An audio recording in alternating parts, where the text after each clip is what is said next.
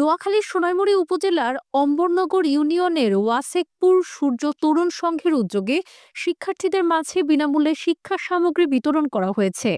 সংগঠন প্রাঙ্গণে আয়োজিত অনুষ্ঠানে প্রধান অতিথি ছিলেন বিশিষ্ট সমাজসেবী স্পেন প্রবাসী মোহাম্মদ আলমগীর। সমাজসেবী বদরুল হায়দার চৌধুরীর সভাপতিত্বে অনুষ্ঠানে অম্বরনগর ইউনিয়নের সাবেক চেয়ারম্যান শাহজালাল, সমাজসেবী আব্দুর রহিম বিএসসি, আব্দুর রহমান, তৌহিদুল ইসলাম আদনান, ওয়াসেকপুর উচ্চ বিদ্যালয় পরিচালনা কমিটির সভাপতি মোজাম্মেল হক মিঠু সহ অনেকে বক্তব্য রাখেন।